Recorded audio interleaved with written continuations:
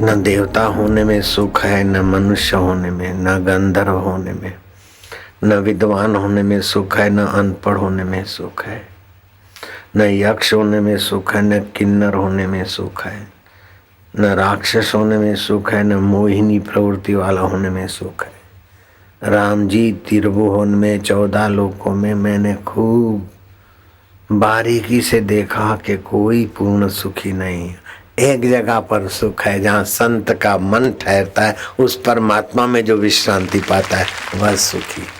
तो मैं आपको वही उपाय बताता हूँ कि परमात्मा में जहाँ संत का मन ठहरता है वहाँ आपके मन को ठहराओ। आज से ही शुरू कर दो। भगवान को आकाश में मानने की गलती निकाल दो। केवल मंदिर में ही है नहीं, मंदिर में भी है, सर्वत्र है, लेकिन हृदय मंदिर में ही है। विशेष मिलेगा, अनुभव होगा। श्वास अंदर जाए तो बाहर आए तो गिनती, श्वास अंदर जाए शांति, बाहर आए तो गिनती, श्वास अंदर जाए तो आनंद। ऐसा 5-7 मिनट आज से शुरू कर दो। हो। एक मनुष्य पारस खोजने गया। यमुनोत्री से ऋषिकेश तक के कई पहाड़ों में पारस के टुकड़े पड़े होते। देवरा बाबा के शिष्य ने भी अपने कमर में रस्सी बांधी और छोटे छोटे लोहे के टुकड़े बांध दिए लंबी रस्सी में। तो काफी दिन की यात्रा के बाद एक शेर सोना बन गया था। अनजाने पत्थरों में कहीं पारस होते हैं। वो आदमी भटका, उसको कहीं पारस नहीं मिला। क्योंकि परंपरागत उसके घर में जो पारस था उसको ही बेवकूफ सिलबट्टा मानकर मिर्ची की चटनी घोट रहा था। घर का पारस सिलबट्टा है तो बाहर पारस कहाँ मिलेगा। ऐसे ही घर का अंतरात्मा परमात्मा पराया है तो बाहर पराया सुख क्या मिलेगा। थक कर रहना पड़ेगा। पारसों का पारस, सुखों का सुख, ज्ञानों का ज्ञान और परम नजदीक तुम्हारा आत्मा परमात्मा है। उसी को अपना मानो, उसी को प्रीति पूर्वक सुमरो। हे हरि, हे प्रभु, हे गोविंद, हे अच्युत, हे माधव, ओम ओम। ऐसा चिंतन करते करते श्वासोश्वास में 5 मिनट खाली बस श्वासोश्वास की साधना करो। प्राण तालबद्ध होगा, मन रसमय होने लगेगा। एक दिन की बात नहीं, थोड़ा अभ्यास करो। पंच भौतिक शरीर रात को तो काम में आता नहीं। शरीर की ममता छोड़ी मैंने सोते समय। पंचभूतों का शरीर पंचभूतों के हवाले, मन बुद्धि और अहंकार आदि दैविक शक्तियों के हवाले, और आत्मा परमात्मा के हवाले। रोज होता है लेकिन जानबूझ के हुए तो बेड़ा पार हो जाए। अनजाने में हम हीरे मोती जवाहरात के चरू पर घूम रहे तभी भी कंगाल है, लेकिन जानकर घूमे तो भले वो चरू गड़े हुए हो, लेकिन हमारे अंदर खुमारी रहेगी कि हम दरिद्र नहीं है। जब जरूरत पड़ेगी निकाल लेंगे। ऐसे हीरे मोती ही जवाहरात की कोई वैल्यू नहीं। ऐसा परम हीरा, परम मोती, परम धन, परम वैभव, परम हितैषी परमात्मा हमारा अंतरात्मा है। बस उसको महत्व दो, उसकी स्मृति करो, उसके नाते ही सबसे व्यवहार करो, तो आपकी बुद्धि में प्रीति योग आ जाएगा। मधुवत प्रेम, वाह वाह। सफलता ही वाह वाह। सफलता देकर तो हमारा उत्साह बढ़ाता है, वाह वाह। विफलता आई तो संसार की आसक्ति मिटाता है। विफलता और सफलता, उपलब्धि और अनुपलब्धि गौण हो जाएगी। भगवान की प्रीति और रस महत्वपूर्ण हो जाएगा। आपका प्रारब्ध तो हंसते खेलते पसार हो जाएगा और बदले में परमात्मा भी मिलेगा, लोगों की प्रीति भी मिलेगी, रिद्धि सिद्धियां भी सेवा करने लगती है ऐसे पुरुष की। वायु अपना रुख बदल देगा ऐसे महापुरुष के लिए। धरती और बरसात भी ऐसे संत के लिए अपनी व्यवस्था बदल देगी। आप केवल ईश्वर में विश्रांति पालो। बड़ा सरल है, रसमय जीवन है। सुखी जीवन, सम्मानित जीवन और स्वस्थ जीवन की ये कुंजी है। मेरे गुरु के 93 साल का अनुभव और मेरा 73 साल, 166 साल का सारभूत अनुभव है कि ज्योतियों की ज्योति वो आत्मा परमात्मा है। सूरज ज्योति है, चंदा ज्योति है, ट्यूबलाइट ज्योति है, लेकिन इन सब ज्योतियों को देखने के लिए नेत्र ज्योति चाहिए। आंख नहीं होगी तो ये सब बत्तियां, चंदा और सूरज नहीं दिखेगा। तो ज्योतियों का ज्योति वो परमात्मा है। आंख तो है लेकिन मन सो गया तभी भी कुछ नहीं दिखेगा। तो सूरज भी है, चंदा भी है, बिजलियां भी है, आंख नहीं है तो सब बेकार हो गया। आंख है लेकिन मन पागल है, अथवा मन गहरी नींद में सो गया है, अथवा बेहोश है तो भी नहीं दिखेगा। तो बाहर की ज्योति को देखने के लिए नेत्र ज्योति, नेत्र ज्योति को देखने के लिए मन ज्योति, और मन हमारा ठीक है कि नहीं ठीक है तो बुद्धि ज्योति है। अब बुद्धि हमारे आजकल ठीक है कि बिगड़ गई है, उसको देखने वाली आत्म ज्योति है। तो आत्म ज्योति से बुद्धि भी दिखती है, मन भी दिखता है, आंखें भी दिखती है और बाहर की ज्योति भी दिखती है। लेकिन ये सब मिलकर आत्म ज्योति को नहीं देख सकते। आत्म ज्योति सबको देखती। तो मैं आत्म ज्योति हूँ। रात को कुछ नहीं देखा था, उस न देखने को भी मैं जानता हूँ। बचपन बदल गया लेकिन मैं वही का वही हूँ। जवानी बदल गई, दुख बदल गए, सुख बदल गए, तो मैं ज्योति स्वरूप हूँ। तो भगवान ने गीता में कहा ज्योतिषामपि तत् ज्योति, ज्योतियों की भी ज्योति हूँ। तमसा परम उच्चते, अंधकार से परे ज्ञान गम्य हूँ।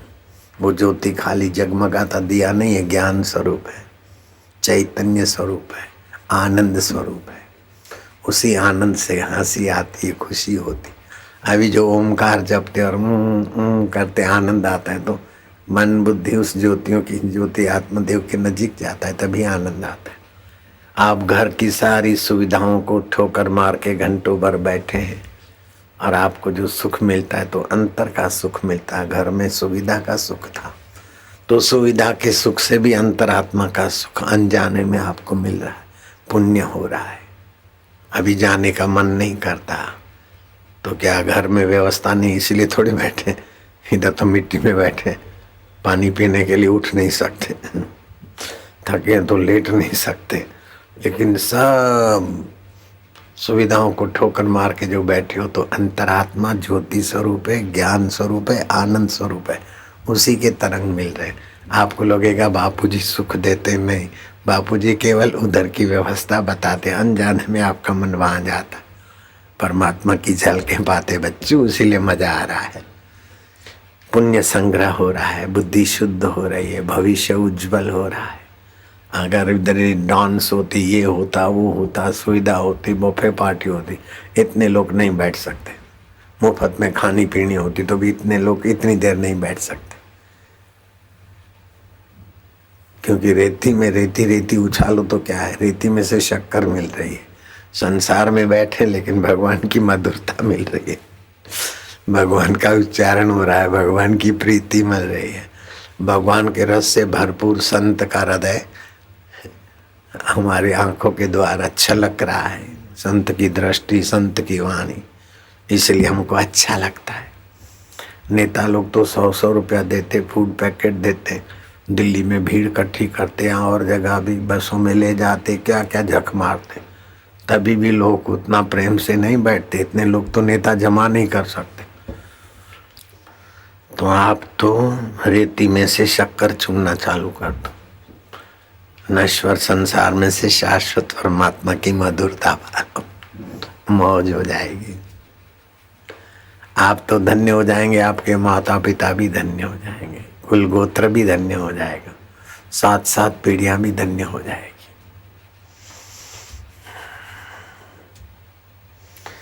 श्वासोश्वास में जब आपकी जीवनी शक्ति बढ़ेगी, विद्वता के लिए पोथे नहीं पड़ेंगे, आपके हृदय से ही दिव्य ज्ञान उभरेगा। स्वास्थ्य के लिए इंजेक्शन नहीं भुगवाने पड़ेंगे, हॉस्पिटल में एडमिट नहीं होना पड़ेगा। ऐसे इस चिंतन में स्वास्थ्य के कण भी बढ़ेंगे। और सुख के लिए क्लबों में नहीं जाना पड़ेगा, पफ पाउडर, लाली, लिपस्टिक और परफ्यूम की गुलामी नहीं करनी पड़ेगी। ऐसे ही आप आनंदित रहेंगे। कितनी स्वतंत्रता है। खाली 5-7 मिनट रात को सोते समय, 5-7 मिनट सुबह उठते समय, आपकी आदत उन्नत हो जाएगी। आप बालू में से, रेती में से शक्कर चुनने वाली मति गति के धनी बन जाएंगे।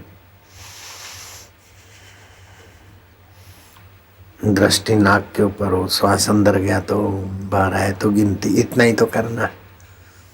अथवा चलते फिरते हरि ओम नारायण वाह प्रभु हरि, अच्छा हुआ भला हुआ, बस वाह वाह, ईश्वर को धन्यवाद देते जाओ। आपकी बुद्धि में बुद्धि योग हो जाएगा, जिससे जीवन शक्ति बढ़ेगी, ज्ञान शक्ति बढ़ेगी। बिना संग्रह के, बिना बाह्य आडंबर के, बिना भोग और बिना लवर लवरी के, बिना विकारों के आपके हृदय में आनंद आनंद आएगा। कितना ऊंचा जीवन है। चरित्र की शुद्धि होने लगेगी। आप बुद्धि ठीक जगह पे लगा सकेंगे। 24 घंटे तक स्वास्थ्य और प्रसन्नता की धारा आपके चित्त में चालू हो जाएगी। आगे चल के आप सदाचारी बनने लगेंगे। छल कपट करके किसी के पैसे तो नहीं छीनोगे, लेकिन कोई देगा तो भी आपकी रुचि नहीं होगी। नहीं, बस हो गया है ना, रखो, वाह। आपकी ऐहिक संपत्ति वृद्धि होने लगेगी, क्योंकि आप ईश्वर में तो प्रकृति खिंच के आएगी आपके तरफ। आपकी कीर्ति में वृद्धि होने लगेगी। आप ना चाहो तो भी लोग बापूजी बापूजी बापूजी प्रभु जी करने, फोटो को आरती करने लगेंगे। नेता कितना भी छल कपट करे तो उनका इतना पूजन नहीं होता, और संत कितने भी भोले भटाक रहते तो भी उनकी पूजा होती है। ये प्रत्यक्ष है कि नहीं है? कोई नेता बोले कि जैसे बापू के फोटो का आदर करते हो ऐसे मेरे फोटो लगाओ, आदर करो, तो लोग नेता को जूते मारेंगे। लेकिन संत न बोले तो भी आप लोग संत को आदर से देखते, क्योंकि वासना का अंत, अहंकार का अंत, विकारों का अंत करने वाला भगवत रस है संत के पास। भगवत रस से बाकी का सब ठीक हो जाता है। 24 घंटे स्वास्थ्य और प्रसन्नता, सदाचार, संपत्ति की ऐसे ही जैसे सागर में नदियां खिंच जाती है, ऐसे ही यश और संपत्ति आपके तरफ खिंच के आएगी। लोग आपको देखकर आनंदित होंगे, शांत होंगे और उनका स्वभाव पवित्र होने लगेगा। लो, आपको तो फायदा, आपको देखने और सुनने वालों को भी इतना फायदा। फिर मरते समय भी मेरे छोरे का क्या हुआ, इनका क्या होगा, इनका क्या होगा नहीं। मरते समय भी बड़ी शांति से मस्ती से मरो। जहाँ मरने ते जग डरे मेरे मन आनंद, कबीर जी बोलते। कब मरिए कब मिलिए पाइए पूर्ण परमानंद। अभी तो शरीर का ध्यान रखना पड़ता है, नहलाओ खिलाओ। शरीर मर गया तो ब्रह्म में एकाकार हो जाएंगे, मौज है। मरने से डरोगे नहीं, दूसरों को डराओगे नहीं, बेवकूफ बनोगे नहीं, दूसरों को बनाओगे नहीं, दुखी रहोगे नहीं, दूसरों को दुखी करोगे नहीं, सुखी रहोगे दूसरों को सुखी करोगे, प्रसन्न रहोगे दूसरों को प्रसन्न करोगे, आनंदित रहोगे और दूसरों को आनंद बांटोगे। कितना बड़ा भारी लाभ है। मरने के बाद प्रेत नहीं बनोगे। इब्राहिम लिंकन बेचारे मरने के बाद प्रेसिडेंट अमेरिका के, प्रेत बन के व्हाइट हाउस में दिखाई दे रहे। मानवतावादी थे, कई राष्ट्रपतियों से अच्छे भी थे। उनके कई सामाजिक कार्यों करने वाली संस्थाएं सरकारी खर्च से चल रही, वो देख के आया मैं कई जगह पर। उनकी यश गाथाएं गाने वाली संस्थाएं देख के आया। फिर भी व्हाइट हाउस में बेचारे प्रेत होके घूम रहे। क्यों? कि भगवत रस नहीं था, प्रेसिडेंट पद का रस था। बालू में से शक्कर नहीं चून पाए, बालू इकट्ठी किया। नारायण। नित्य उत्सव भवे तेषाम, नित्य उत्सव, नित्य श्री नित्य मंगलम, उनके जीवन में नित्य उत्सव होता है, नित्य श्री होती है। श्री माना संपदा, खुशी भी संपदा है, सद्बुद्धि भी संपदा है, सुख दुख में सम रहना भी संपदा है। रुपया पैसा ही खाली संपदा नहीं है। कुछ भी ना हो, कोई व्यक्ति ना हो, कोई वस्तु ना हो, कोई यश ना हो, लेकिन अपने आप में खुश रहना ये बड़ी संपदा है। वे संपदा तो सभी कोई पा सकते हैं, सर्टिफिकेट सब नहीं पा सकते, कुर्सी सब नहीं पा सकते, पत्नी पति परिवार सब नहीं पा सकते, और पाने के बाद भी सब सुखी नहीं हो सकते। सब सुखी तो ऐसे ही हो सकते श्री से। नित्य उत्सव भवे तेषाम नित्य श्री नित्य मंगलम। आप ये 5-7 मिनट की साधना करते करते समय बढ़ा दो और आदत बन जाएगी, भगवान के साथ करोगे। वास्तव में हम भगवान के साथ ही रह रहे, लेकिन बेवकूफ़ी के कारण रेती रेती ढोके मजदूर बन गए। खोड रेती भेगी हारता फरता खोड ऊपर ये फरे रेती रेती देखाय છે, કોણ દેખાતી જ નથી। એવી બુદ્ધિ ઊંધી થઈ ગઈ છે। મકાન બનાવું, આમ કરું તેમ કરું, એટલે આ બધું છોડીને રાતે ઊંઘે છે તે શાંતિ ક્યાંથી આવે છે? મકાનમાંથી આવે છે, સર્ટિફિકેટમાંથી આવે છે? તારા આત્માની શાંતિ છે ને, એને જાગ્રતમાં પામી લે એટલે બેડો પાર। અઘરું નથી, कठिन नहीं है, दुर्लभ नहीं है, परे नहीं है, पराया नहीं है, लेकिन उल्टे संस्कार पड़ गए। भगवान आकाश में बैठो से बापरा ठंडी ना लागी जाए। बहु आघा हो तो त्या तो हजी 4 अरब 400 करोड़ सूर्य है, तप लोग है, तो त्यों भगवान बापड़ा ने हैरान गति ना थे। ईश्वरो सर्वभूतानां हृदय से अर्जुन तिष्ठति। पृथ्वी में किसकी सत्ता से बीजों में रस फल आता है? जल में किसकी सत्ता से स्वाद आता है? अग्नि में तेज किसका है? वायु में स्पर्श गुण किसका है? अच्छा काम करते तो हृदय में आनंद और बल कौन देता है? बुरा काम करते तो हृदय को संकुचित और बुद्धि को विपरीत दिशा में कौन घुमाता है? वही मारा वालुड़ा, मारा कानुड़ा, मारा गोविंदा, मारा गोपाला। ओम ओम। तुलसी अपने राम को रीझ भजो या खींच, भूमि फेंके उगेंगे उल्टे सीधे बीज। रामकृष्ण परमहंस का एक शिष्य था, अनपढ़ था, लाटू नाम था। लाटू कहे बाप जी ये सब पढ़े लिखे विवेकानंद ये वो, मैं तो कुछ नहीं जानता, मन तो कहीं आवड़तू न था। नहीं आवड़तू तो मैं शू घबरा जूँ छून क्या? बस लाटून तो बस लागी जय मारा रामकृष्ण देव गुरु महाराज। गुरु महाराज का चित्त जहाँ था, धीरे धीरे गुरु महाराज के चिंतन से लाटू का चित्त भी वहाँ पहुँच गया। लाटू महाराज तो आए, शांति आनंद दो शक्तियाँ आई, तो नाम विवेकानंद ने रखा अद्भुतानंद महाराज। साधु में प्रसिद्ध। लाटू जैसा अद्भुतानंद हो गया तो तुम तो लाटू से आगे हो, पढ़े लिखे हो। हम तो 3 पढ़े फिर भी आशाराम बापू के मौज मार रहे, तो तुम्हारे बाप का क्या जाता है? तीजू ज भणेला છે લ્યો, ચોથામાં તો મારા બાપા નહોતા ગયા। આટલું બધું સહેલું છે, ખોડ વીણવાની છે, બીજું કોઈ નહીં। કીડી જેટલી અક્કલ હોય તો બહુ થઈ ગયું।